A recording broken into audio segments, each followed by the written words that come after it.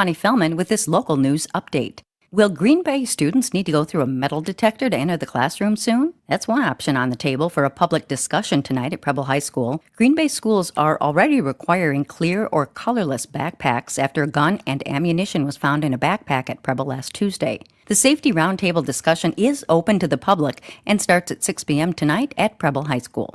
Many Green Bay parents are scrambling to get their hands on clear backpacks since the new bag policy was announced last week and goes into effect a week from today. In response to that demand, Green Bay retailers like Target and Meijer say they're working to get more clear backpacks in stock. Even local businesses that don't normally have anything to do with school supplies are chipping in. In a Facebook post, Specialty Auto in Swamico announced back. Hi, I'm Mike Clemens with sports. NFL, the Packers get ready now to play the Cleveland Browns. The Browns losing to the Ravens yesterday in Baltimore, 41-17. But Jordan Love will be without one of his best receivers, Jaden Reed. Matt LaFleur. Unfortunately, he broke his collarbone, so he'll be down for quite some time. We'll see. Certainly, I would expect him back at some point this season, but obviously it's a big blow to us. College football, the Badgers host Maryland next after losing in Alabama 38-14 on Saturday. Luke Fickell. Well, that's obviously not easy to swallow, and the truth of the matter is I told those guys that was a much better team than we are right now. Baseball, the Brewers lost to the Cardinals yesterday 3-2, but that's okay. The Crew, the first team in the major leagues this year to clinch a playoff spot. It's been a joy for me to be around a group of guys that have taken that uncommon mindset as serious as they've taken it. That's Pat Murphy. With sports, I'm Mike Clemens. As Wisconsin has a fish fry on a Friday night, this is the Civic Media Radio Network. I'm meteorologist Mace Michaels. An isolated storm or two this evening, otherwise mostly clear, warm, and muggy tonight with a low in the mid-50s. Sunny, hot, and humid tomorrow, highs in the mid-80s. Chance of storms again Wednesday. Temperatures cool at the end of the week. Right now it's 80. Not completing high school is more of a social thing than it was an academic thing. Even though all these years have passed, I still had that longing to have my diploma. At age 30, Carissa finished her high school diploma. If you're even considering getting your high school diploma, you can do it. No one gets a diploma alone. If you're thinking of finishing your high school diploma, you have help. Find free adult education classes near you at finishyourdiploma.org. That's finishyourdiploma.org. Brought to you by the Dollar General Literacy Foundation and the Ad Council. Is getting vaccinated on your to-do list? We can help you check that off. You've got this. Yes, you do. See how we've got you at yougotthis.usaging.org. A message from the Aging and Disability Vaccination Collaborative, powered by US Aging. You are never far away from your favorite radio station. We're always streaming on TuneIn and the Civic Media app. And if you missed your favorite show or game, listen to a podcast of it anytime on the app or our website, civicmedia.us. Jane Matnair and Greg Bach. Coming up on the show, a Fox host has to apologize after saying the homeless should be in.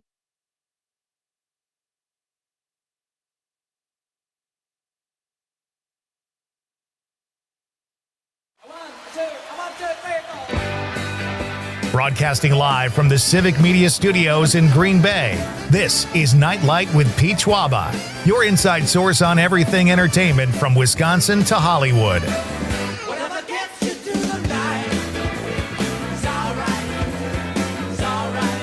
And now, a guy who likes to talk trash, but only when he's at the dump, Pete Schwaba. Welcome to Nite Lite, ladies and gentlemen. Happy Monday, everybody.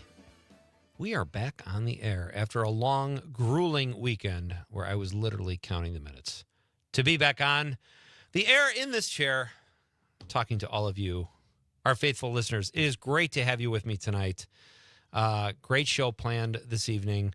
And I had are you here? Yes. There you all right, Conrad is here.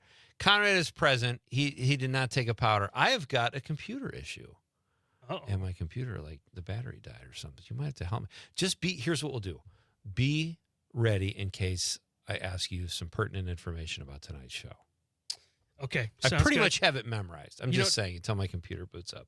Yeah. We can always go to the Google for anything. We could go to the Google. We could even your show plans. Just go to the Google, I know. I don't know. How do I do? Can I go to the Google on this big studio computer? I probably can at some point. Yeah.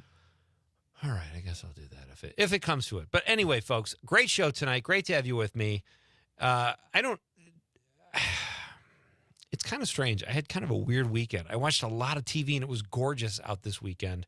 I finished the show Dexter. 8 seasons, folks. Pardon me, in about 6 weeks. So that is some record-breaking, that's a breakneck TV watching pace. And I enjoyed it. I thought the show ended well. I was so into that character, I started the follow-up, Dexter New Blood.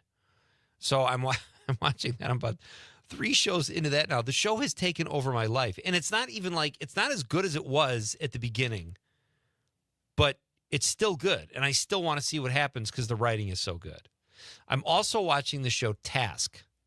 And I'm on season 1, episode 2, season 1. But that's how they do that old school, too. They drop 1 episode a week on HBO, which, lame. I'll be honest, is no fun. I know.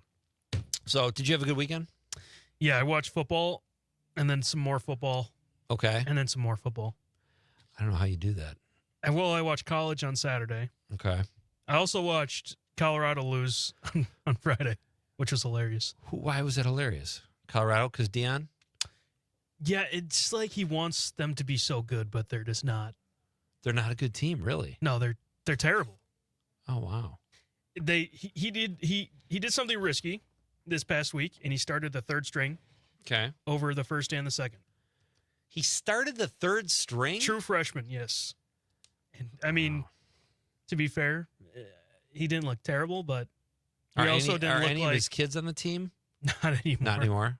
He's had 2, right? They both play college football? Well, they both are. Well, Shiloh Sanders, he got cut from the Buccaneers. Okay. And Shadir's on the Browns as the 4th string. Wow. You okay over there? Yeah. Sounds like you're so far away now. Sounds like I'm in a bucket. It sounds like that's what it's like when I call my parents and they're in the car and my mom will ask, "Hold on, honey.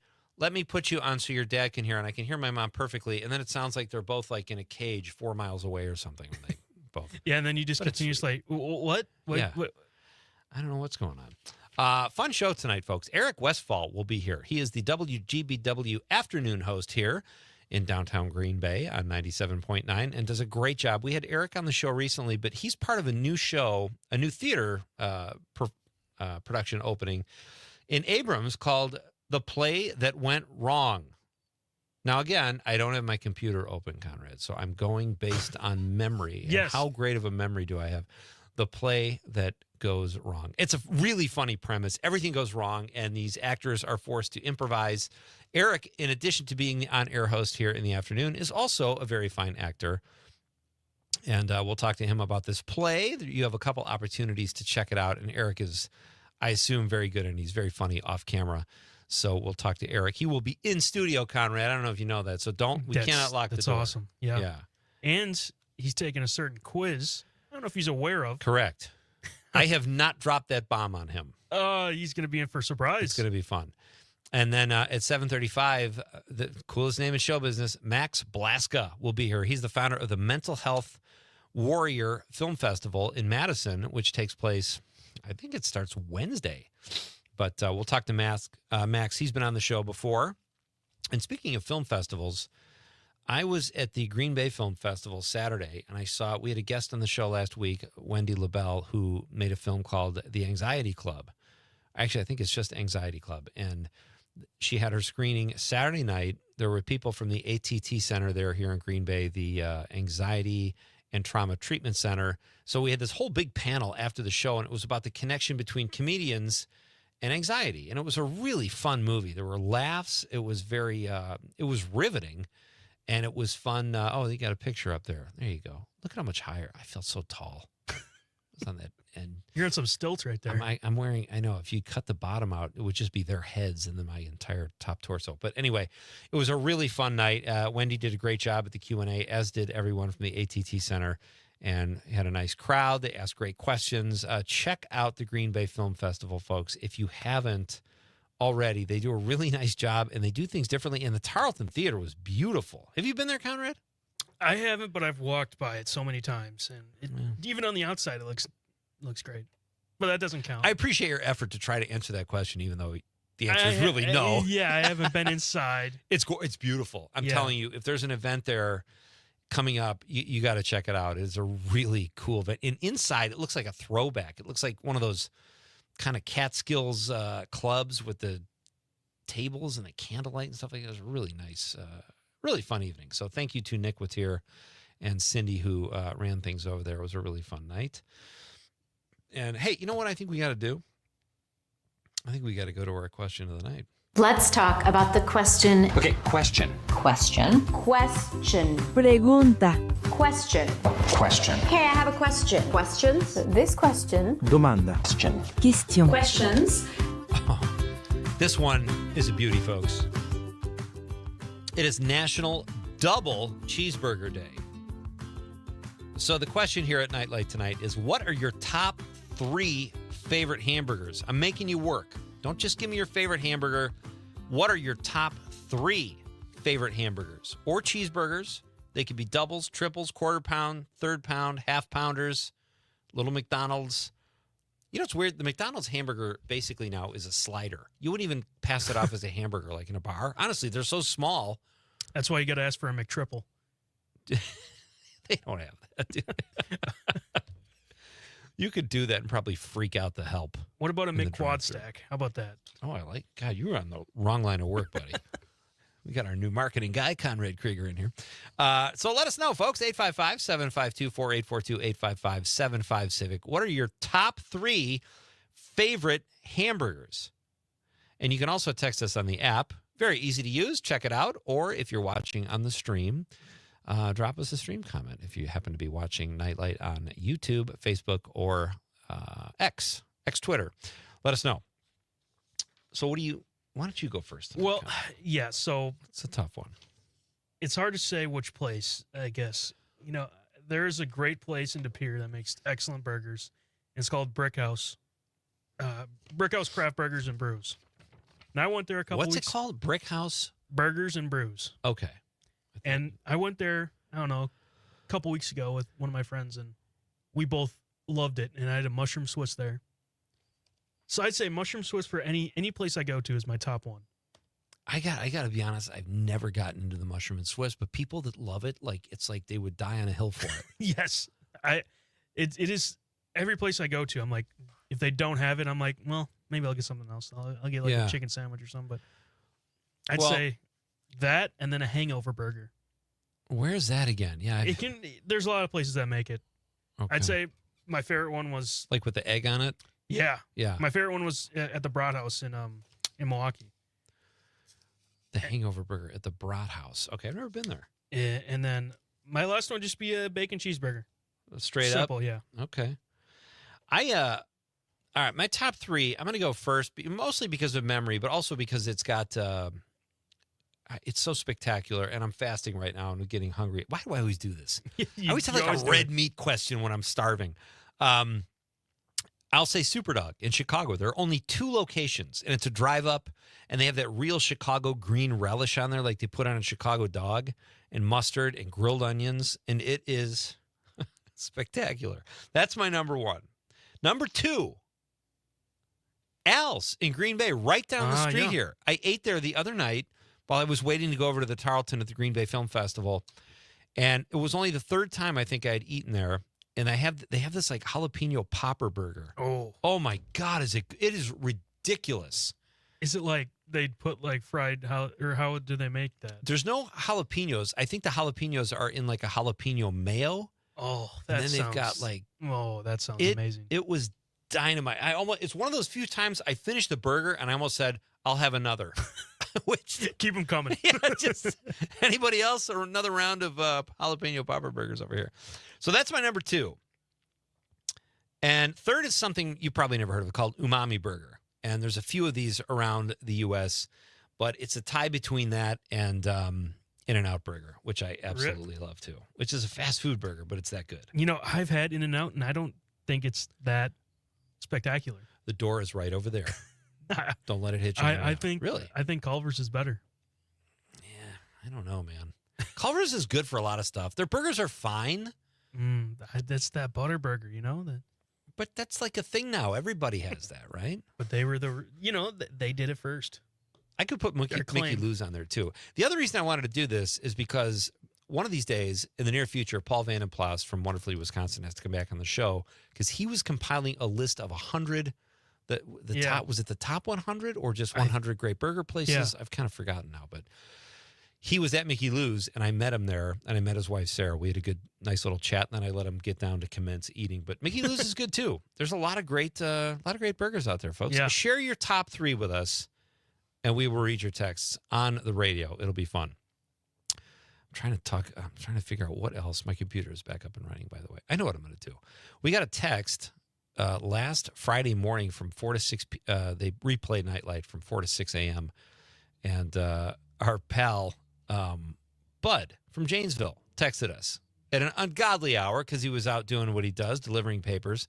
He's in the 608, and Amanda filled in Thursday night for Conrad. He said, "Hey, Pete and Amanda, since my last text made you want to vomit, I thought I'd keep the same theme going with a song I'd rather not hear in the grocery store." That was one of our questions last week. Yep. He said, "It's a B-side song that you haven't heard called The Bulimia Blues by the Wretched Vomers? I don't know what that is." He says, "Obviously, this is all tongue-in-cheek. Thank you, Bud." Or more literally, finger in throat. Nice. Anyway, like your show. Oh, he used to put love your show. Oh, now Bud is now saying he just like your show. Oh, he doesn't love it anymore. Come on, Bud. You're better than that. We know you love us. Anyway, like your show, Bud from Janesville. P.S. If you don't think my texts are airworthy, then please don't read them. After all, it's your show. I was just trying to be funny. You were, Bud. That was very well done. I enjoy all of Bud's texts. They're great. Great stuff. And I love that we can keep him company when he's up very early doing what he does. When we come back, I'm going to tell you about a really bad experience I had with fried fish. And that was last Friday. We're coming back and we'll read your responses. Eric Westphal is here at 6:35 to talk about really bad theater. You won't want to miss that, folks. It's Pete Schwaba and Nite Lite on the Civic Media Radio Network. My Lord. Oh, my Lord. I really want to know you.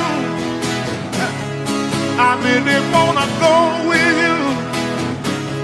I really want to show you. 97.9 WGBW and WGBW.FM. With locations in Appleton and Oshkosh, Insight Eye Care has been serving the Fox Valley since 1972, offering comprehensive eye care services. Their doctors also share a special interest in treating chronic dry eye disease, providing specialty contact lenses, and expert pediatric eye care. Find Insight Eye Care on North Sawyer Street in Oshkosh and Chain Drive in Appleton, improving lives by improving sight with quality eye care for everyone in your family. Insight Eye Care. Visit wiinsight.com to schedule your eye exam today. Hey, it's Amanda, and we all know that Northeast Wisconsin has some of the best events around, but trying to find them all can be tricky. So here at WGBW, we decided to do the work for you. Prevent boredom on any night by going to WGBW.FM and click events in the top right corner. You'll never have to spend forever scrolling to find out what's going on in your area. And if you got an event to share, hit us up by emailing info@WGBW.FM, bringing you local news and timeless hits while giving you the 411 on what's happening in New Wisco. Doctors Without Borders is delivering life-saving medical care where it's needed most in communities around the world. From bandaging war-wounded patients in Sudan to providing clean drinking water in Haiti, we're in more than 70 countries worldwide, bringing patients from sick to recovering, from emergency to aid, from crisis to care. This life-saving care is made possible by a global movement of supporters like you. Thank you. Every 15 seconds, someone is diagnosed with cancer. If it's happened to you or someone you love, the American Cancer Society can help at every step of the journey. Visit cancer.org today. Missed your favorite show live on air? It's easy to find what you enjoy wherever you listen to podcasts, including Spotify, Apple, and Google Podcasts. And we're always streaming on TuneIn and the Civic Media app. Your local Civic Media radio station is your source for real news and great conversation, plus fun and exciting contests. For a complete list of contest rules, log on WGBW.FM.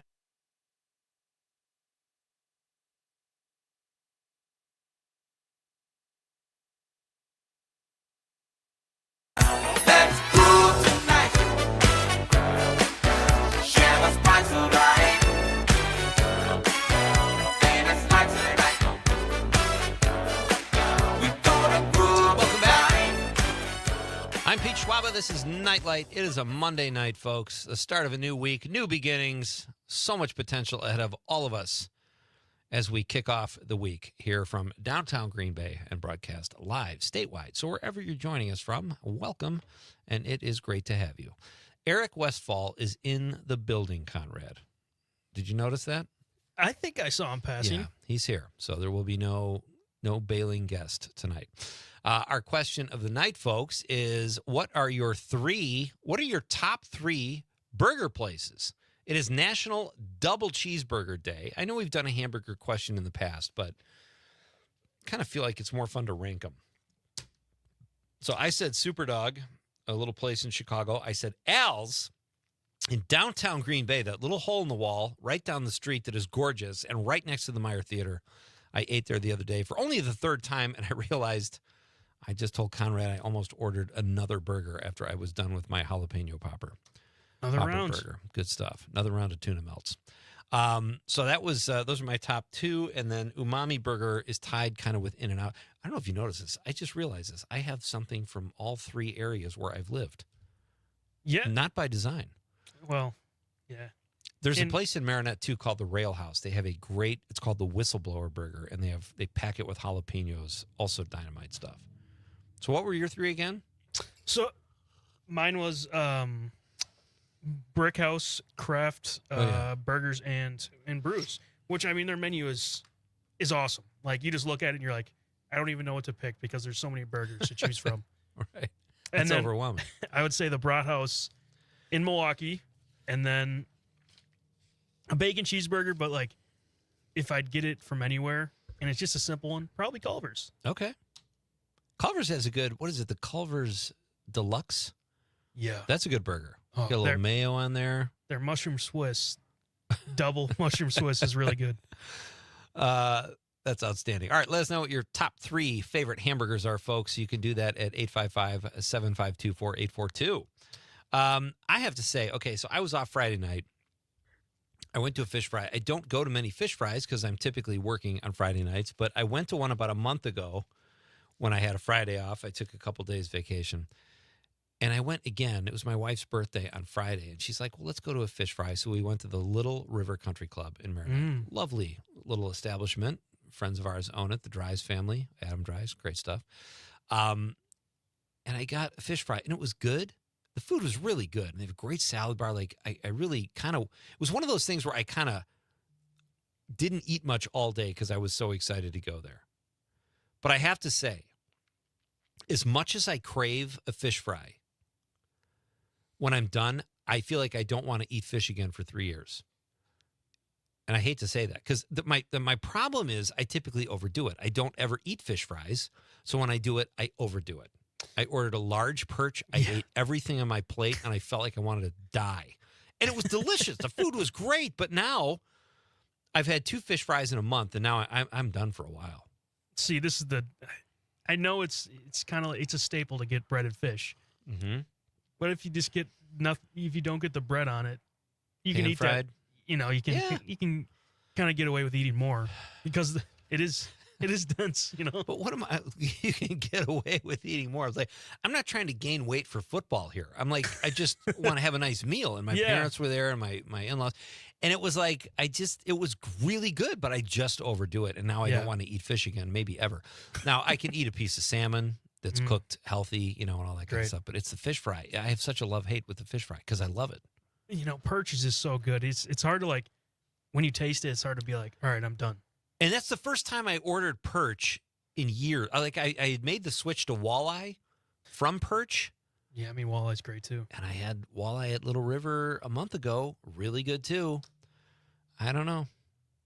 Anyway, that's where I'm at on fish fries. All right, we got a phone call? Ollie from the North Woods. Oh, Ollie. We haven't heard from Ollie in a while. I was starting to worry. Hi, Ollie. Well, you know, if you get a food one, I can answer that. Yes, Sports that's ones true. I'm not so into. Okay. Well, I'll tell you my 3 favorite places for burgers Please. are Ollie's Place, and she serves a mean hamburger with fried onions, lots of pickles and mustard, and then Ollie's Cabin, and she serves awesome, super duper double thick hamburger with lots of extra thick bacon. Oh my gosh. And then Ollie's Kitchen, she serves an awesome pizza burger where she takes 2 quarter-pounders and smashes them, and then in the middle she puts lots of mozzarella and some chopped olives, and then she puts those together and fries it and tops it off with marinara sauce. Yum, yum. Wow. Ollie, those are great. I couldn't help notice you share a name with all of the burger makers there that you just listed. Yeah, she's pretty famous. All right. I appreciate the call. Thank you so much, Ollie. Have a great night. Bye-bye. How awesome would it have been if that was just a coincidence and it was not her and she was not related to any of them? It just happened to be 3 Ollie burger makers. It's like she saw Ollie's in the name. She's like, well, we have to stop there. We got to stop there. That's very, I would do that. Schwaba's Burgers. Absolutely. I don't know if that will ever happen. Dave on the stream says Chips, Culver's, Red Robin. So Dave went all Wait, what is Chips? I haven't heard of that.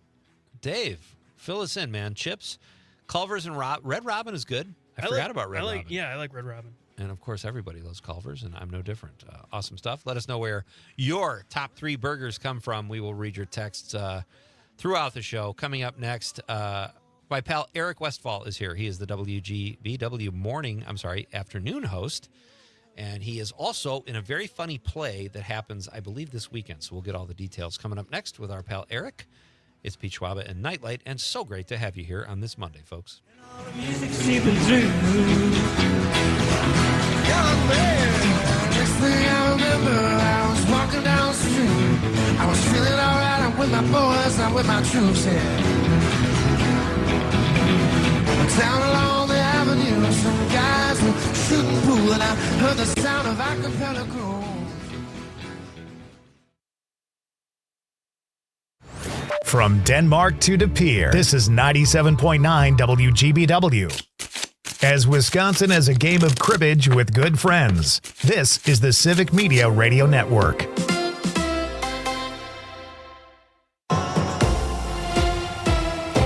From the 97.9 WGBW Newsroom, I'm Connie Fellman with this local news update. Will Green Bay students need to go through a metal detector to enter the classroom soon? Now, that's one option on the table for public discussion tonight at Preble High School. Green Bay schools are already requiring clear or colorless backpacks after a gun and ammunition was found in a backpack at Preble last Tuesday. The safety roundtable discussion is open to the public and starts tonight at 6 p.m. at Preble High School. Many Green Bay parents are scrambling to get their hands on a clear backpack since new bag policy was announced last week and goes into effect a week from today. More than 11,000 students need to get a new backpack by then if they want to bring a bag to school. In response to that demand, Green Bay retailers say they are working to get more clear backpacks in stock. Even local businesses that don't normally have anything to do with school supplies are chipping in. In a Facebook post, Specialty Auto in Swamico announced they've ordered 25 clear backpacks to give to families in need who aren't expecting that expense. Show a student ID and they'll give you a backpack. No questions asked, the post says. Several other social media posts from individuals have also popped up over the last few days offering to buy clear backpacks for families whose back-to-school budget is already tapped. School officials say the student services departments throughout the district will also help any student get a clear backpack if they need one. For news at the top and bottom of the hour all day and on demand anytime at WGBW.FM, I'm Connie Fellman, 97.9 WGBW News.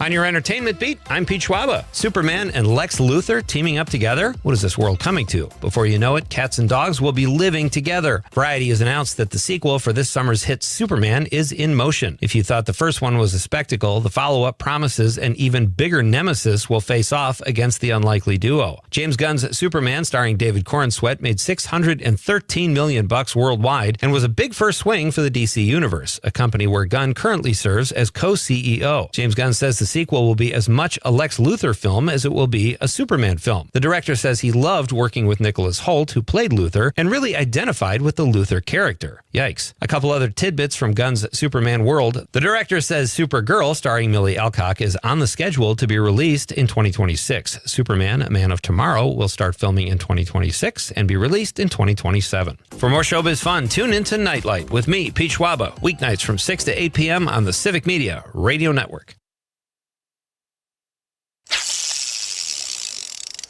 As Wisconsin is dropping a line in your favorite fishing spot, this is the Civic Media Radio Network.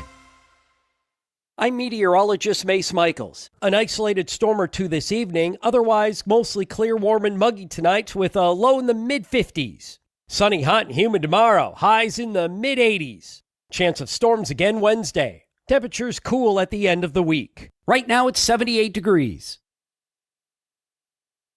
Not completing high school is more of a social thing than it was an academic thing. Even though all these years have passed, I still had that longing to have my diploma. At age 30, Carissa finished her high school diploma. If you're even considering getting your high school diploma, you can do it. No one gets a diploma alone.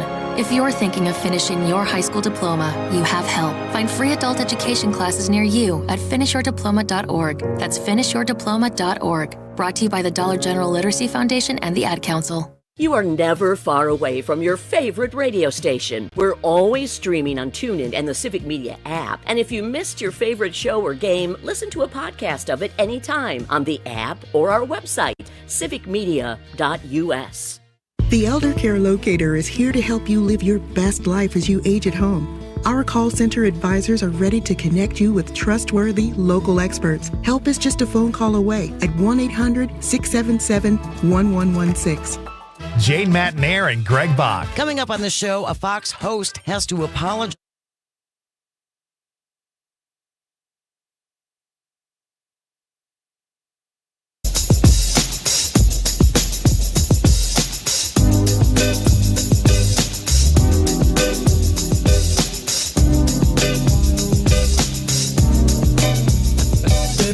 Welcome back to Nite Lite with Pete Schwaba. I am Pete Schwaba. I was just reading part of Monica's text. I don't know if you read that. We'll get. I did, yes. We'll get to those in a little while. She's a very sassy person. That's all I'll say. But I'm excited. We'll read your text in just a little bit. But our question of the night: what are your top 3 favorite burgers? It is National Double Cheeseburger Day. I love that they don't just have a National Cheeseburger Day. It's National Double Cheeseburger Day. So it's very specific, but we're having fun with it. Let us know. You can drop us a stream comment if you're watching on YouTube, Facebook, or X, or at 855-752-4842, the old school text line, or you can drop us an app comment. Any way to get a hold of us, just please do, and we will read your text on the radio. This is exciting, folks. We have some new on-air members here at WGBW. We are in downtown Green Bay, as you know. That's where we broadcast from. And during the day, in the morning, you can hear Dan Marcus. Great job, radio legend. Laura McKenna, and our afternoon host is with me here in studio now. His name is Eric Westfall. He's also an actor, and he's here live in person, which there's no other way to do it for a theater actor, right? Yeah, that's true. That's very true. How you doing, buddy? I'm doing all right. Again, nice to be on the other side of the glass. I hope the chair wasn't too warm in there. It Conrad, was. when you said, Yeah. Just a little too It's a warm day today. Sometimes I don't. Wow, that is really awkward, isn't it? Sharing it. It makes me think of the Simpsons line when Smithers referred to Homer Simpson when he was talking to Mr. Burns. He said, "Oh, that's Homer Simpson, sir. One of your chair moisteners from Sector 7G." That's so horrible. How you been? You were here a few weeks ago. Yep. We had a kind of a how do you do, and now Yeah. I feel like we're friends. So how are things going here at WGBW? Good. Yeah, we've been at this, I think, like a month and a half. And, Yeah. my code to get in and everything still works. So I think I must be doing pretty You get good. free coffee. Yeah. You haven't stolen anything out of petty cash yet. No, So no. do we have petty cash? I not that they've told me. There have been donuts in here a number of days though. So unfortunately, I'm probably eating more of those than I'd care to. But Listen, you want snacks that will make you unhealthy, become a teacher. My wife said all she gets like in the break room there is donuts and candy, and like it's like they want teachers to crash, have like a mental breakdown at like 1 p.m. or something. So it's not as bad here, but you know, it's nice to have donuts laying around. So all right, let's talk about this. You're also an actor, Eric, so I want to talk about, I love this play. This looks so much fun. It's called The Play That Goes Wrong. So, and you spelled wrong, just in case people didn't understand the title as it was. You want to know the backwards G there, so you know something's wrong. There's going to be hijinks. So hold that up to the stream. If those of you watching on the stream, here's the play poster. The Play That Goes Wrong. I love it. Tell us all about this show. So the show, and we did actually do it back in May, and it went over so well that they decided to bring it back for this. So that's why it says on the top, the encore, because one of the characters in the play is actually the set. It's an engineering marvel because it's designed every single show to basically by the end to be destroyed. Oh, wow. But obviously, we got to do another show, so it's also got to be designed to be put back together again pretty easily. Right. And everything has to be safe so that, actors don't hurt aren't themselves. Breaking limbs and things. So, yeah. So because of this feat of wonder here, this engineering marvel that they've constructed, they realized that their next show is until a little bit later. So they kind of reached out to all of us actors at the end of the run in May and said, hey, if we could get this together in September, would you want to do another weekend? And we were able to work it out. So it's this coming weekend. And yeah, it is just...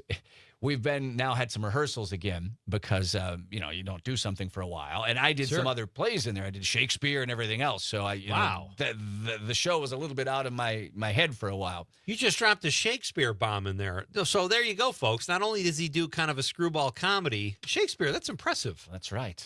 I was Polonius in Hamlet this wow. summer. Yes. All right, we'll get into that too, but keep going with the play that goes wrong. This is great. So, we were getting back into it. We had costumes on Friday night, although I forgot to bring my dress shoes, so I was wearing my butler's tuxedo and then my sandals, which was an interesting. That would have made an amazing look. Photo through the window if you had that costume. Yeah.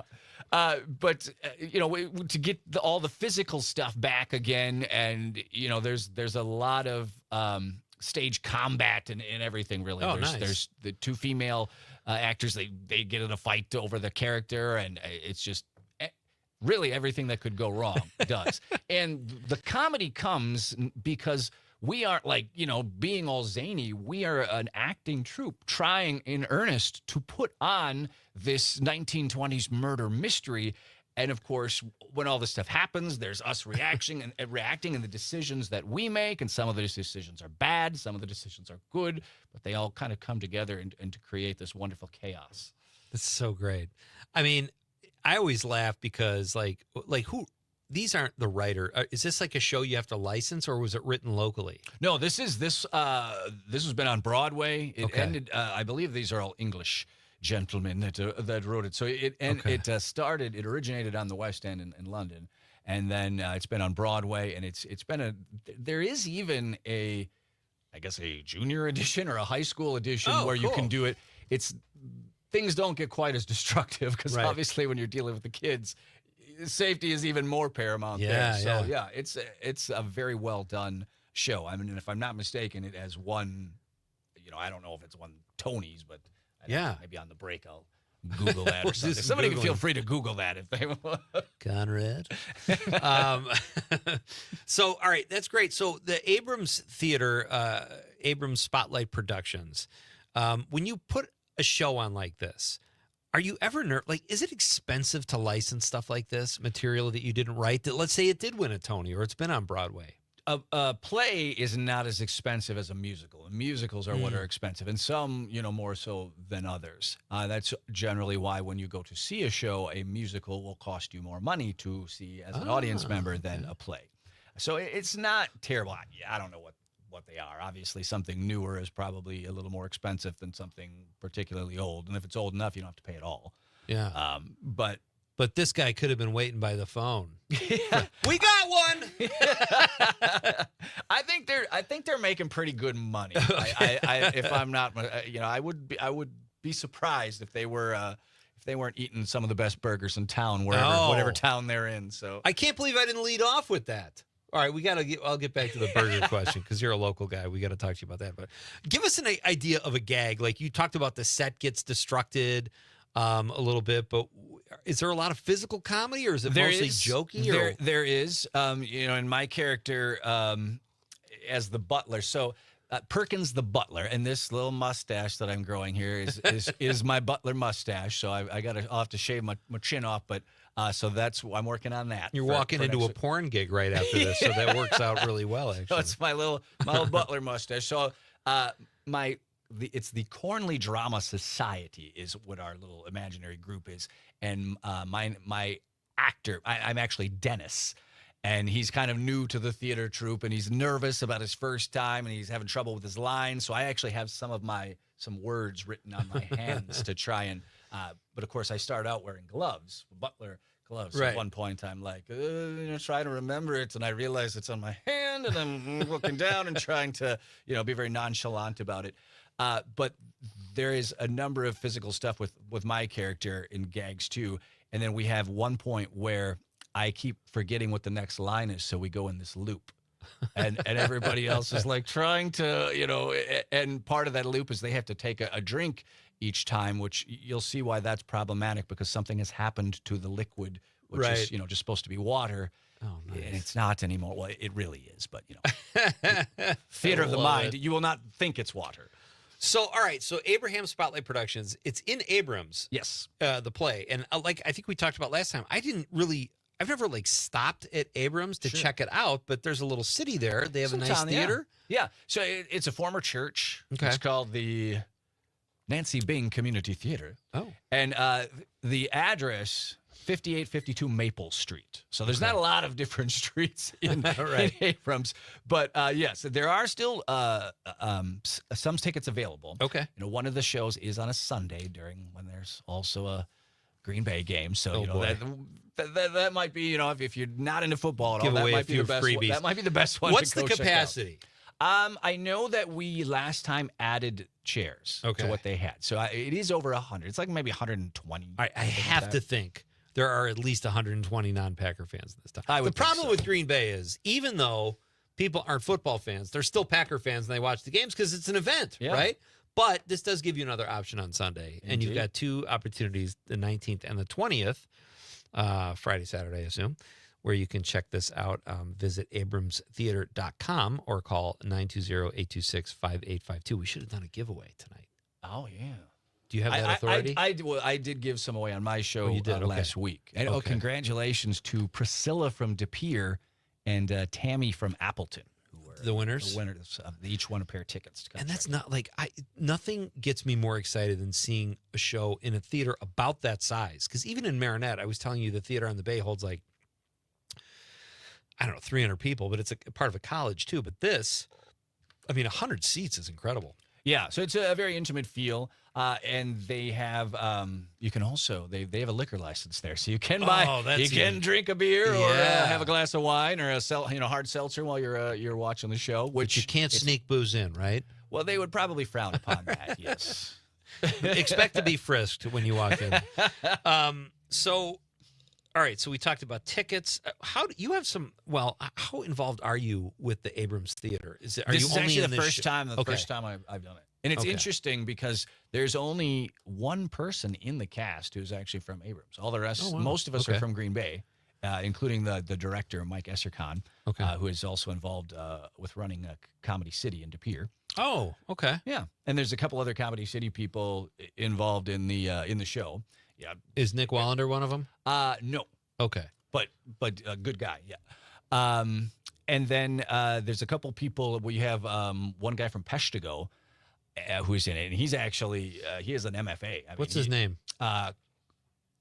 It is Chris. Maisie. Yes. It has to be him. Yep, that's it. Because he does dinner theater stuff here. Chris has been on the show. He's Dinner coming back Detective. soon. I was like, there cannot be another theater actor in Peshtigo. It's only like 3,000 people, but that's a good guess. All right, cool. So I also noticed that the Abrams Theater has some kind of Halloween thing going on. I was going to ask you about, but if you're only in this show and not like part of the board, I don't know. Unfortunately, okay. Can you talk a little bit about Shakespeare when you come back, or your training? I can talk about whatever you I like. love this stuff, man. This is great, and I'll probably ask you who your influences were too, because I know you went to Lawrence. You're a theater guy. You got it in your blood. So we'll talk a little bit about Shakespeare too. All right. And we have a quiz, folks.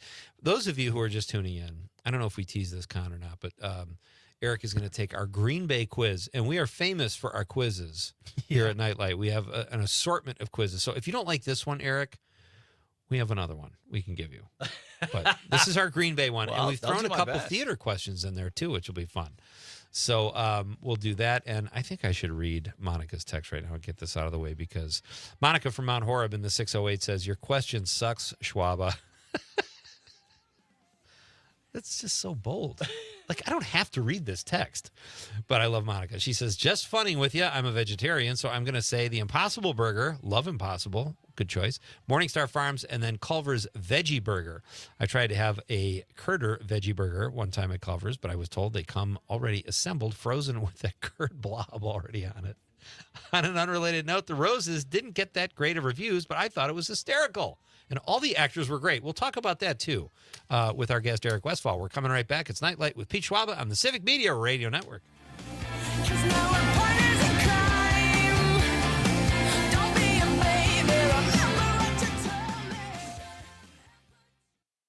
It's on air and streaming on the Civic Media app. This is the Civic Media Radio Network. There was a time when barbecue was perfect. A strong, reliable flavor that could be counted on. But then big manufacturers decided that barbecue needed to be zesty or spicy or sweeter or whatever. If you miss the good old days of great tasting barbecue, we'd like to introduce you to Grandpa's Barbecue. Made in small batches from Grandpa's original recipe. Buy yours online today at grandpasbarbecueshop.com. I love playing sports, especially for my school. And that's because school sports are special. It's where it's safe to fail. It's where we're taught resilience, where our fear becomes confidence. It's where we learn to get back up after every fall. School sports are where 7.8 million students go from I can't to I can. This message presented by the WIAA and the Wisconsin Athletic Directors Association. Doctors Without Borders is delivering life-saving medical care where it's needed most in communities around the world. From bandaging war-wounded patients in Sudan to providing clean drinking water in Haiti, we're in more than 70 countries worldwide, bringing patients from sick to recovering, from emergency to aid, from crisis to care. This life-saving care is made possible by a global movement of supporters like you. Thank you. Being blind doesn't look how others may think. Retinitis pigmentosa aimed to overwhelm my family. It tried to cut me down. I know where to find support. Learn more at fightingblindness.org, a public service message from the Foundation Fighting Blindness.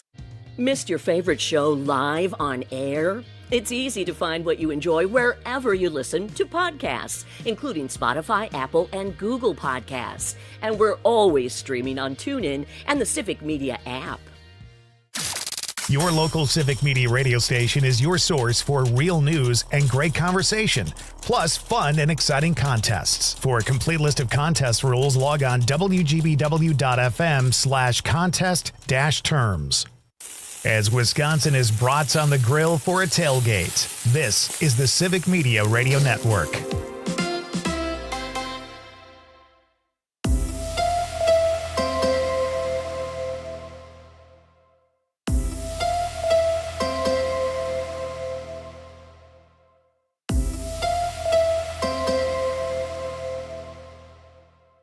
Snakes, zombies, public speaking, the list of fears is endless. But the real danger is in your hand when you're behind the wheel. Distracted driving is what's really scary and even deadly.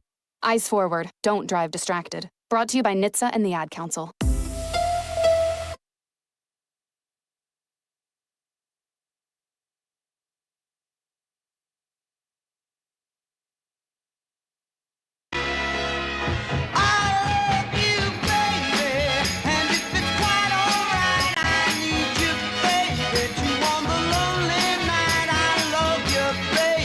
Welcome back to Nite Lite, folks. I'm Pete Schwaba. Great to have you with me on a Monday night version. This is, in some ways, my favorite night to do the show because the weekend is finally over and all the awful weekend activities are done, and we just get to talk about the things we love.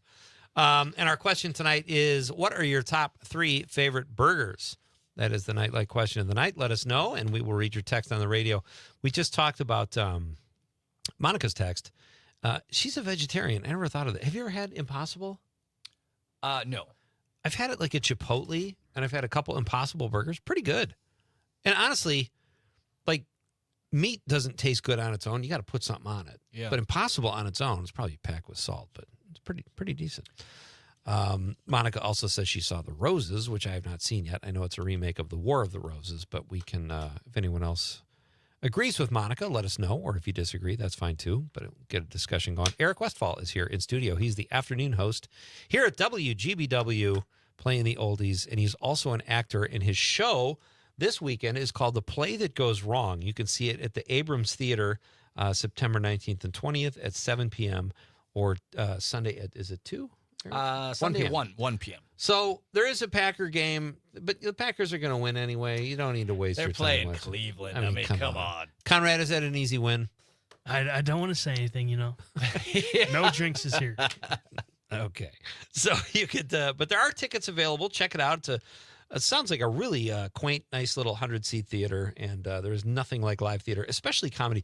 Do you find, like, when you do a comedy, Eric, this almost kind of bothers me because sometimes I used to, when I would audition someone and they knew it was a comedy, they try to be funny. And there's nothing worse than someone not relying on the material. Yeah. Right? Do you have actors that do that sometimes? You have to reel them back a little bit? Yeah. I mean, everybody wants to, make their choices and things like that. And good comedic choices. I mean, some people naturally have a little better comedic timing than others, but it is something that it doesn't just happen. You hone it through experience and doing it and that. And I mean, I've still every now and then make choices that I'm like, oh, I don't know if that was the best, but the audience is the true. If they react to something, you've done it successful. Audience doesn't lie. You talked about, all right, so this is a comedy, The Play That Goes Wrong. You talked about the fact that you've done Shakespeare, which I would imagine is very challenging, even for someone who's a trained actor like yourself. What is your favorite thing to do on stage, genre-wise? I will say, I won't say a style. My favorite thing is to be able to change so to have an accent. So if I could do a show where an accent, one of the coolest things I did was a show called Sordid Lives. And I got to not only have an accent, it was a Southern accent. I was GW Nethercott. And not only did I have that, but he was also had his legs had been in an accident cut off below the knee. So I had an affectation. I had to, we kind of bandaged up and everything, and he was supposed to have, false legs. So trying to walk would be normal. And so, different than normal, obviously, with that affectation. So when I can do those types of things, whether it's comedy or drama or, a classic play or a new play, I like something to be able different. To, like that is a challenge. Yeah, that's I like to be challenged a little bit. Where do you do Shakespeare? And if there are people that are fans of Shakespeare listening right now, where can they see Shakespeare in Northeast Wisconsin? Every summer here in Green Bay. All right. As a matter of fact. Theater in the Park is every year in June at Whitney Park. It's Play-by-Play Theater is the theater company. And they, their director, Carolyn Silverberg, she's got a master's in Shakespeare studies. So she knows her stuff. She went to London and studied, so she knows a few things and does her own adaptation. So we cut it down. Shakespeare's very long. Like we did Hamlet this summer. That's like a 4-hour play. Obviously, people aren't coming out. We're not making them sit outside in the park for 4 Right. hours. So she cuts it down to about 90 minutes. Ooh, that's which is, a lot more digestible. And Yeah. she's been rotating between a drama and a comedy. And this is about I think we started right before the pandemic. So 2019 was the first year. And then obviously we had to stop for there. But you said you had a great turnout last time you were here too, if I remember correctly. Yeah, it always, it's free. So, and it gives people a chance to come and check things. Then they bring, we usually have food trucks and stuff like that. And 3 performances throughout the summer. So we've I think she's kind of settled into that. There's one that's at Heritage Hill each year in the Moravian Church there, which is a completely different thing for us to go from outside where we're projecting in a giant park to this little echoey church. And then the third show has been over at Titletown over by Lambeau. Nice. You said you went to Lawrence. My cousin Brian Murphy went to Lawrence too, loved it. He wasn't in theater, but I've heard nothing but great stuff. Is that a good place to train, in your opinion? I mean, I thought it was very good. I enjoyed my instructor. Obviously, I'm old, so he's no longer with us. But the program, since I was there, has expanded. And there's, Tim Troy, one of the main guys there, he's a working professional, too. So, I think that's important in something like that, where, you also have working professionals, I think, in music and art, theater. I think that's important. Fantastic. Eric Westfall is my guest, folks. He is in the show, The Play That Goes Wrong. It is this weekend in Abrams. He's also going to take our Green Bay quiz, our Nite Lite Green Bay quiz. We've put some addendums on there. We added a few theater questions. So we'll do that after intermission here when we come back for Act 2. Do you have a top 3 burger list you can share with us? Well, I'll give you one. All right. You going to think it over the news? Sure. All right. We'll do that. And we'll do all that with Eric. And then Max Blaska is here. Coolest name in show business. Come on, Conrad. Have you heard a better name than Max Blaska? Pete Schwaba. Yeah, it's pretty cool, too. I don't have that. It's not, my name is the farthest thing from badassery, though. Max Blaska is a guy you don't want to mess with, right? Yeah, it's the Max. And Eric Westfall, that sounds like an old kind of English. You sound like a proper gent, I'm not saying you're not a badass. I'm just saying. All right. We are going to do intermission and come back for Act 2. Max is here at 7:35. We're going to keep Eric for a few minutes and give him our Green Bay quiz. That's all coming up after intermission here. And our question of the night, what are your top 3 favorite burgers? It is National Double Cheeseburger, folks. Cheeseburger Day, folks. We're coming right back. It's Nite Lite with Pete Schwaba. Stuck in no man's land. It happens in Wisconsin. Local news and timeless hits. WGBW, Denmark, Green Bay.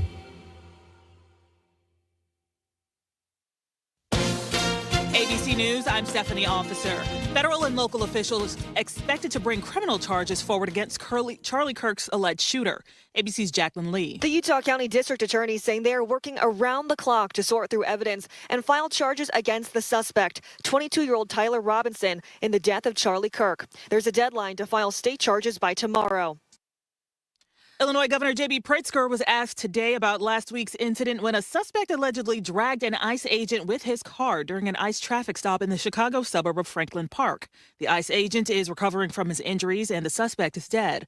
The governor says there has been no transparency from ICE about the incident. If this were the Chicago Police Department, if this were the Sheriff's Office in Cook County, if this were Illinois State Police, you would have had a lot more information already released. But apparently ICE is unwilling to provide the transparency that I think the American public and the public here deserves. This is ABC News. Download the Civic Media app in the Google Play or Apple App Store and take us everywhere. This is the Civic Media Radio Network. From the 97.9 WGBW newsroom, I'm Connie Fellman with this local news update. 11 more measles cases have been reported in Oconto County, bringing Wisconsin's state total to 36. The cases remain confined to Oconto County, where Wisconsin's measles outbreak began this summer when 9 people became infected following a single exposure while traveling out of state, according to the State Department of Health Services. Since then, cases have steadily climbed, despite efforts by local health officials to identify close contacts who may have been exposed to confirmed cases in order to head off further spread of the disease. All cases have been among unvaccinated people, and data shows 2 people have been hospitalized so far. No deaths have been reported. The state health department releases new case data on Tuesdays and Fridays. A popular Green Bay area band kicks off their 44th concert season tonight at the Schwaba Performing Arts Center. The AVB Band, formerly known as the Alloway Village Band, has dubbed tonight's season opener as Joy and Triumph, featuring festive and uplifting melodies that honor the joy and impact of music. Doors open at 6 p.m. and the concert starts at 7. As always, admission is free. Tonight's concert is sponsored in part by the Vietnam Veterans of America, Chapter 224. Today is the last day on the job for the head of Brown County's Neville Public Museum after more than a decade at the helm. As executive director, Beth Kowalski spearheaded one of the museum's biggest gallery renovations, rebranded the museum's message, and has gone through many collections at the museum during her 12 years at the Neville. For news at the top and bottom of the hour all day and on demand anytime at WGBW.FM, I'm Connie Fellman, 97.9 WGBW News. Another Brewer injury. Hi, I'm Mike Clemens with sports. Baseball, the Brewers clinched a playoff spot over the weekend, but lost to the Cards yesterday 3-2. Pitcher Jose Quintana giving up 3 runs in the second. Pat Murphy says Quintana was dealing with an injury. Jose leaving with a calf injury is, that's alarming with how injured we already are in the bullpen and on the mound. The Brewers have the night off before playing the Angels tomorrow night. A report says the Brewers could be playing the Braves in the Little League Classic in Pennsylvania next year in August. MLB says an announcement coming soon. NFL. After having the weekend off, the Packers head to Cleveland this week to play the Browns. College football. Badgers to host the Maryland Terrapins on Saturday. They lost in Alabama 38-14. We knew we had to come out here in the first half in particular and play solid, play poised, play confident. It's exactly opposite of what we did. That's Luke Fickle with Sports. I'm Mike Clemens. Local news, weather, and sports on air and streaming on the Civic Media app. This is the Civic Media Radio Network. I'm meteorologist Mace Michaels. An isolated storm or two this evening, otherwise mostly clear, warm, and muggy tonight with a low in the mid-50s. Sunny, hot, and humid tomorrow, highs in the mid-80s. Chance of storms again Wednesday. Temperatures cool at the end of the week. Currently at 75 degrees. Jane Matnair and Greg Bach. Coming up on the show, a Fox host has to apologize after saying the homeless should be involuntarily executed. We'll talk about that with Todd Alba. Don't miss it. Matnair on air, weekday mornings 9 to 11. Not completing high school is more of a social thing than it was an academic thing. Even though all these years have passed, I still had that longing to have my diploma. At age 30, Carissa finished her high school diploma. If you're even considering getting your high school diploma, you can do it. No one gets a diploma alone. If you're thinking of finishing your high school diploma, you have help. Find free adult education classes near you at finishyourdiploma.org. That's finishyourdiploma.org. Brought to you by the Dollar General Literacy Foundation and the Ad Council. I was stuck in a state of panic and endless rituals, so I made the call. Mental health care works when you make the call. Visit mentalhealthcareworks.org. A message from the American Psychiatric Association Foundation. You are never far away from your favorite radio station. We're always streaming on TuneIn and the Civic Media app. And if you missed your favorite show or game, listen to a podcast of it anytime on the app.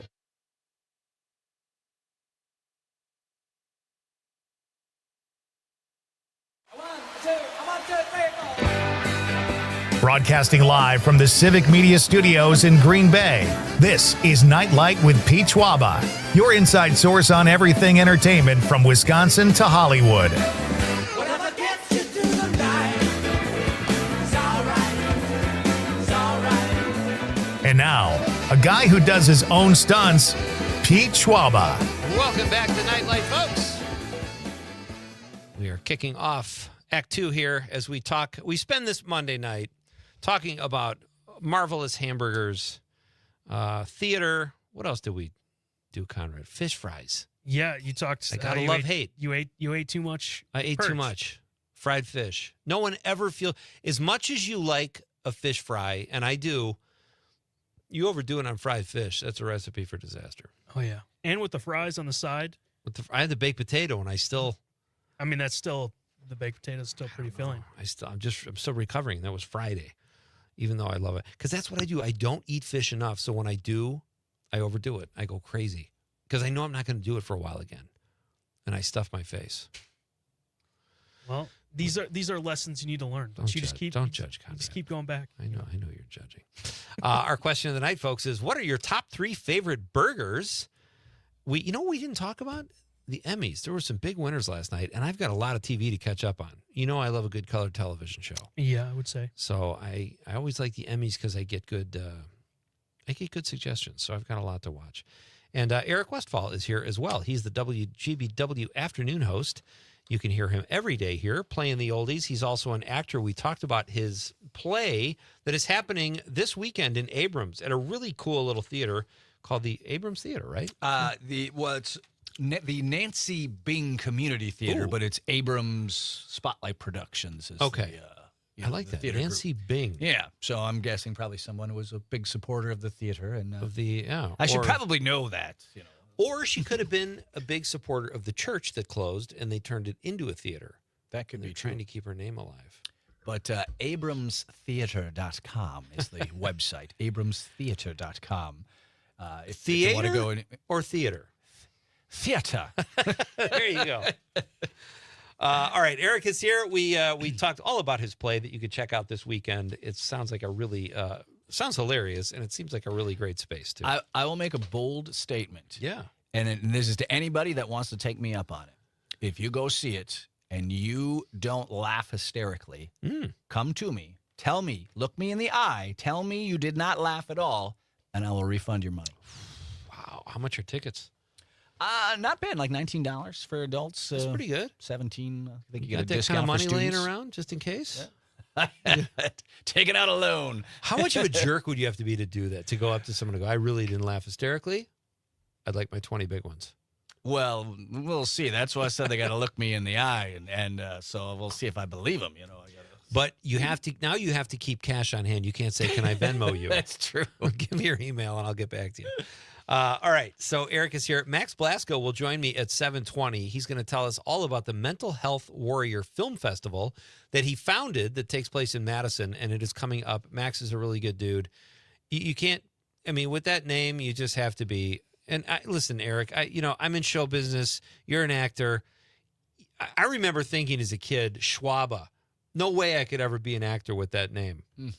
I couldn't be a basketball player because at the time I didn't really get much hair when I was 8. I had like a 5-inch vertical jump. I didn't think I could be an NBA player, and I didn't think I could be in theater. But actually, a name Eric Westfall's a good show business name. It's not too bad. When I do theater, I use my middle initial too. So I'm Eric D. Westfall in programs. Oh, I like that. Yeah. Sounds even more sophisticated. Yeah, a little separation from radio guy to theater guy. Absolutely. This can't be the same Eric we heard on WGBW today. He didn't have an initial. All right, Eric is a great guest and also a good sport. So we're going to give Eric our Nite Lite Green Bay quiz. All right. Conrad put this together. Did you put the original together? I can't remember who did what now. Everything is, everything is Conrad. And if I don't do well, does that mean I have to turn in my Green Bay resident card? It means you have to move. Yes.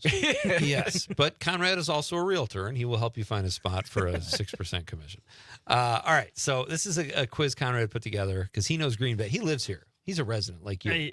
I've lived here for 2 years, so I know everything. I commute. I'm up in the burbs, Marinette, Peshtigo area. Okay.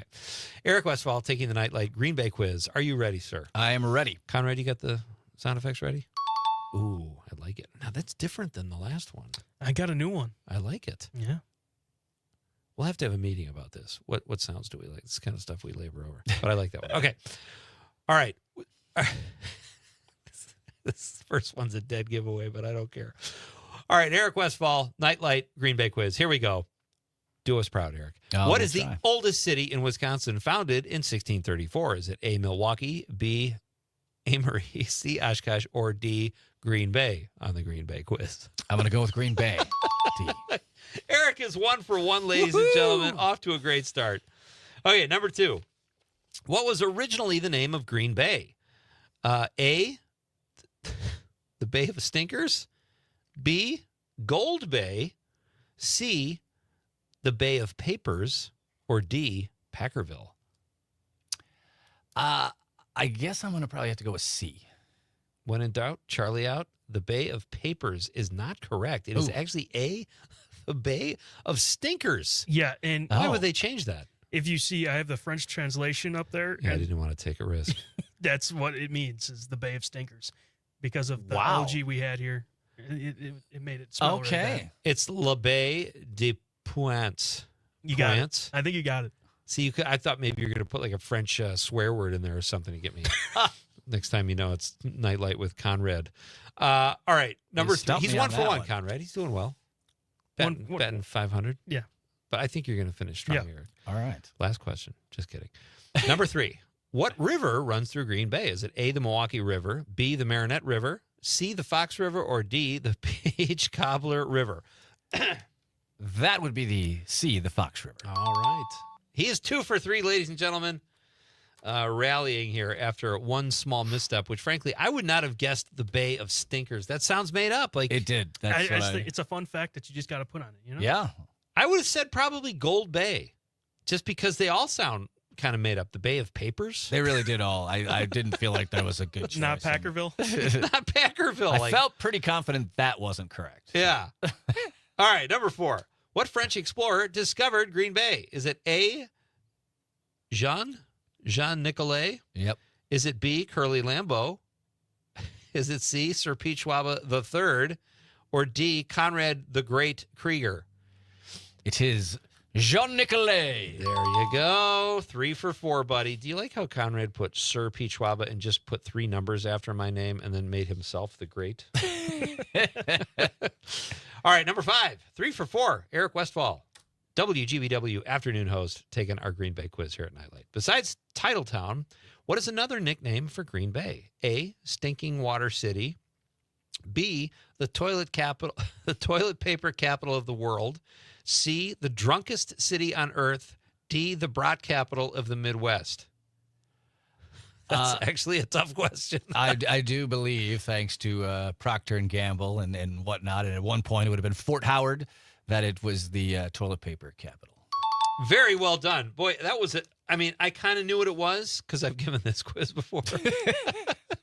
But drunkest city, brat capital, stinking water city after number 2, that they all could apply, right? Yeah, you got to make them hard sometimes, I know. you know? All right. Here we go. Conrad Krieger's Green Bay quiz. Number 6. In 1989, this Green Bay museum began as a mobile museum. A, the Children's Museum of Green Bay. B, the Green Bay Packers Hall of Fame and Museum. C, Hagermeister Park. D, the Peach Cobbler Stand. I'm going to guess the Children's Museum. Wow, that was a good one. That one's kind of tough, too. It is. Not At for- first I was thinking, well, it wasn't an option, but I'm like, well, the Neville, no, wait, that's been there longer. Yeah, and you So- knew that Hagermeister Park, a restaurant right down the street, was Yeah. not the first mobile. It could have been a food truck. All right, so are you 5 for 6? He's 5 for 6. All right, outstanding. Here we go. We switch our focus of the quiz to theater. Oh, okay. Because we have a thespian here in the Good studio now. tonight. Check out the play that goes wrong this weekend in Abrams. We will give you more details. You want to do a ticket giveaway? Do you have a spare? Unfortunately, I don't. I don't have another pair that I can give away. Sorry. All right. Well, thanks for nothing, Eric. Okay, here we go. Number Came 7. empty-handed. What was the name of the Tarleton Theater before 2018? Was it A, the West Theater, B, the Green and Gold Theater, C, the Bay of Stinkers Theater, and D, the North, Southeast, West Theater? It was the West Theater. Very well done. Wow. This was the this West is- Picture Show at one time too. Oh, I think I thought the West Theater was the Meyer, but it was the Tarleton. Yeah. Okay. Have you ever done a show at the Meyer? No. I've been on that stage announcing bands and things like that. It's a beautiful place. Beautiful. As is the Tarleton. Yeah. All right, number 8. The Green Bay's historic Tarleton Theater was initially designed and constructed in 1924 as an A, football field, B, cheese curd factory, C, automobile dealership, D, Pete Schwaba's first wiggle room. I guess we're going to go with automobile dealership. I thought he was going to go for the wiggle room. I really did. It was That sounds tempting. like It was tempting. Sounds like something out of Boogie Nights. Number 9. On what day did the Meyer Theater have its grand opening? Was it A, Valentine's Day, 1930, B, Christmas Day, 1930, C, Flag Day, 1930, or D, Memorial Day, 1930? Whew. Yeah, that's a tough one. That is a tough one. The streak It's could be kind of over. a guess. I wasn't around back then. I'm going to go with Valentine's Day. Wow, Oh, that was a very total guess. nice. Total guess. When in doubt, A out. Okay. Number 10. All right. Eric Westphal, folks, is 8 for 9. That's Correct. That's an A minus, probably. Yeah. It's not bad. Okay. Number 10. What Green Bay legend and frequent Nite Lite guest goes by guest goes by Let Me I forgot. Is this Let Frank Me Herman's? Yeah, just give it to him. Let Me Frank Productions. I forgot. Let me be Frank. He just wants to let me Frank. It sounds like he's barbecuing something. All right. Very well done. 9 of 10. Very impressive, Eric. 3 more for you. What year did the Resch Center open? Was it A, 1945, B, 6000 BC, or the other B, 2002, C, 1832, or D, 2023? The Resch Center. I believe it was the 2002. 2002. Wow. He is. It's been around a little while. We got to go back to the drawing board, I think, and find out what.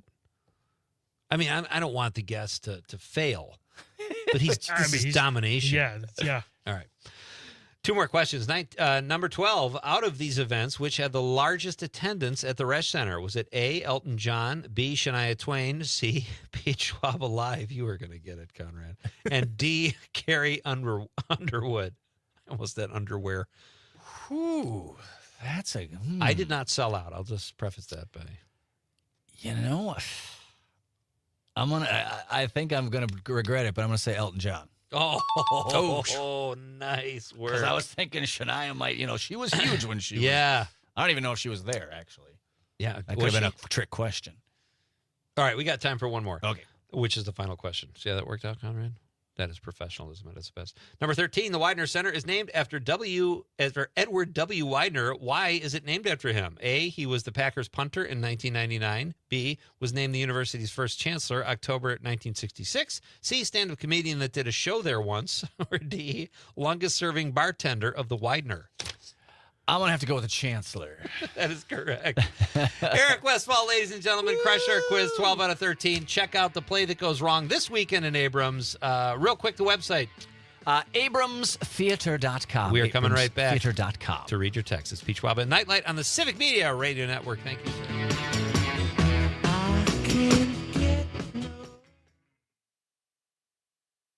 From Hobart to Bay Settlement, 97.9 WGBW. Sherry, what have you done to your hair? What do you mean? Does it not look good? It doesn't look good. It looks freaking amazing. I can't believe how thick and healthy it looks. Oh, I must know your secret. No secret. It's hair volume from New Nordic. Hair volume, huh? Well, it certainly lives up to its name. Your hair has never looked so thick. It is gorgeous. I was so tired of having thin and brittle hair. Ugh, and the shedding. So I figured I'd give hair volume a try. Needless to say, I'm thrilled with the results. Hey, where are you going? I'm gonna pick up some hair volume right now. My reunion's next month and I want my hair to look as good as yours. Hair Volume is the best-selling hair tablet in the world and one of many award-winning natural health products from New Nordic, the #1 supplier of dietary supplements in Scandinavia. Purchase at newnordicusa.com or your local CVS. Available as a tablet or delicious gummy. Help your hair look full, voluminous, and beautiful again at newnordicusa.com or CVS.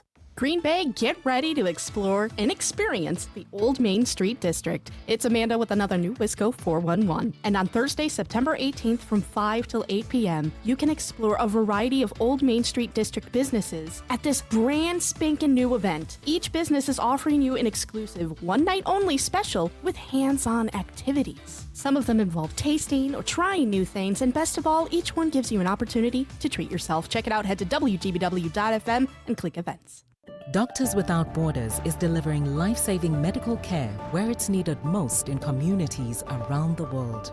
From bandaging war-wounded patients in Sudan to providing clean drinking water in Haiti, we're in more than 70 countries worldwide, bringing patients from sick to recovering, from emergency to aid, from crisis to care. This life-saving care is made possible by a global movement of supporters like you. Thank you. We are the National Park Foundation, and together with you, we're creating a future where every person, every generation, gets their chance at an unforgettable moment. Learn.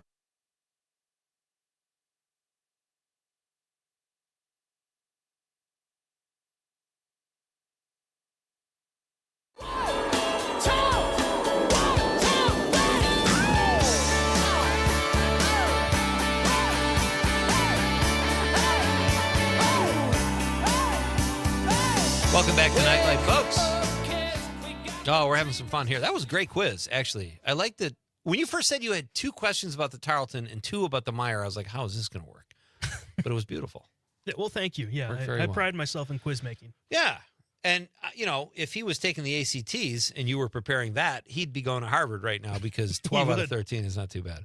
I'm Pete Schwaba. This is Nite Lite, folks. Great to have you with me. Our question of the night is, what are your top 3 burgers? It is National Double Cheeseburger Day. So let us know on the text line at 855-752-4842. You can text us on the app or on the stream if you're watching on YouTube, Facebook, or X. Craig Kennett, a gentleman I just saw this last weekend at the Green Bay Film Festival. It's good to see Craig. And JB Thompson was there too, Conrad, the guy behind the guy. He was not behind the guy. He was not behind the guy the other night. He was there front and center. It's good to see those guys. Craig says jalapeno and Swiss burger at Weezy's.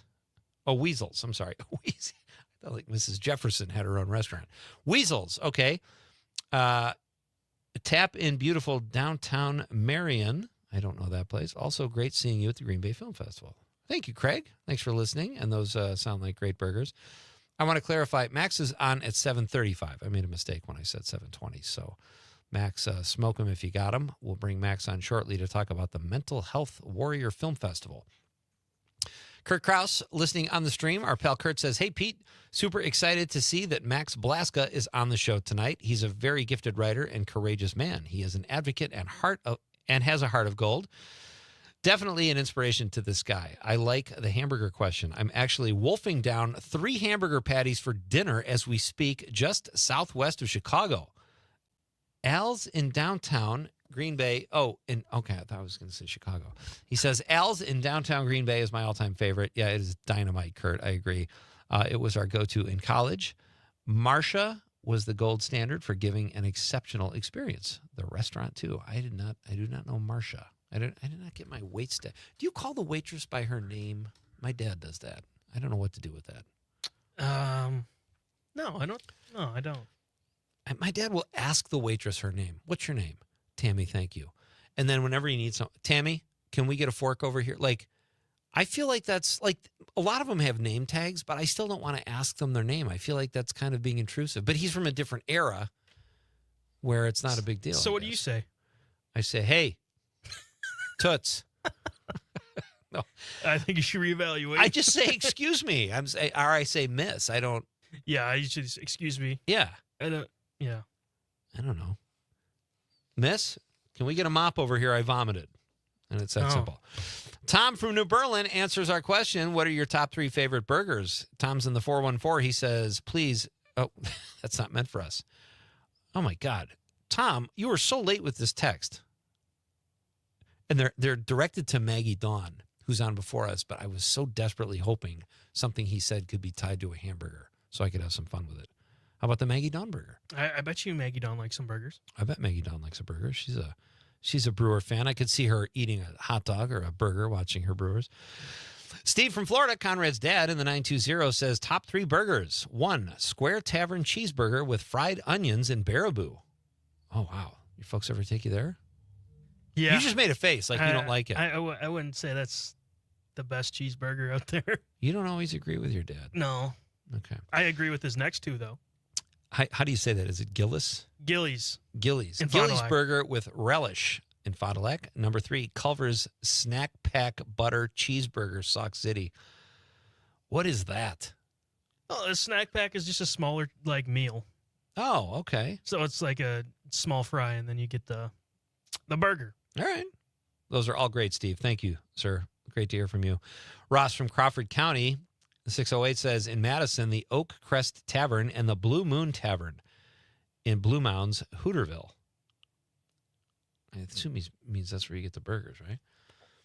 Eric, by the way, folks, shared his top 3 before he left. I did not get to them on the air because we were busy with our quiz, but he says, agreeing with Conrad, the Brick House, the Iron Duck, that's a different place. Yeah, the Iron Duck. He said that they had a lamb burger there. Right. And then he said the Blueberry Bison Burger. And that's at the Brick House. The Brick House. Yeah. That sounds, it doesn't sound great, but I bet it is. Yeah, I bet you it'd surprise you. That's right. And Mike from earlier on social media says, my former wife's Lipton Onion Burger, stuffed burger, onions, cheese, tomato, and the Wabash, old school. You know, I saw that and I said Lipton. So is it like tea? I've had those. No, it's like onion soup. I saw Lipton. I was like, what? You thought it was like a breakfast tea. Mike says, my former wife. I'm sure his former wife made the best burger he's ever had. Obviously, that was not enough to save the marriage. Do you think he goes back to dispute? Hey, do you mind making me the Lipton burger? I'm not up to no good, honey. I just went back to my ex-wife for the burger. Yeah, sure you did. From the 920, Andy in Green Bay says, 1, the Hilltop Cafe bacon cheeseburger above UWGB. Interesting. I have a new place to check out. Clyde's in the UP, and Five Guys. Best ever was the Monster Burger at Rusty's in TR. Long gone. What's TR? Do we know? Not sure. I don't know, but Five Guys is good. I like Five Guys burgers. I like Five Guys. I don't like their fries.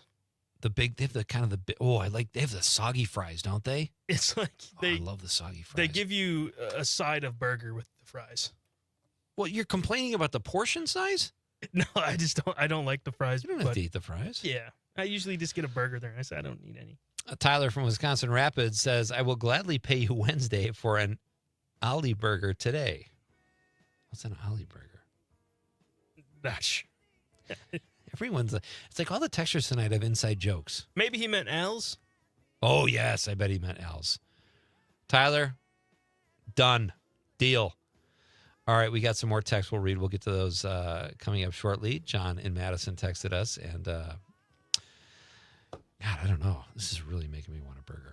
All right, we're going to come back. We're going to do the news, folks, and then the guy with the coolest name in show business and a really cool film festival, a gentleman named Max Blasco, will be here after the news. This is Pete Schwaba and Nite Lite on the Civic Media Radio Network.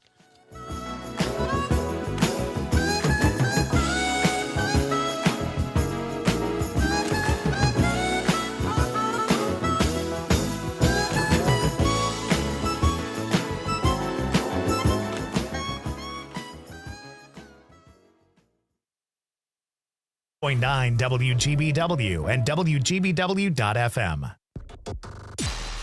Connecting audiences, powering brands. This is Civic Media. Learn more at civicmedia.us/advertise. ABC News, I'm Stephanie Officer. Federal and local officials expected to bring criminal charges forward against Charlie Kirk's alleged shooter. ABC's Jacqueline Lee. The Utah County District Attorney saying they are working around the clock to sort through evidence and file charges against the suspect, 22-year-old Tyler Robinson, in the death of Charlie Kirk. There's a deadline to file state charges by tomorrow. Illinois Governor J.B. Pritzker was asked today about last week's incident when a suspect allegedly dragged an ICE agent with his car during an ICE traffic stop in the Chicago suburb of Franklin Park. The ICE agent is recovering from his injuries and the suspect is dead. The governor says there has been no transparency from ICE about the incident. If this were the Chicago Police Department, if this were the Sheriff's Office in Cook County, if this were Illinois State Police, you would have had a lot more information already released. But apparently ICE is unwilling to provide the transparency that I think the American public and the public here deserves. This is ABC News.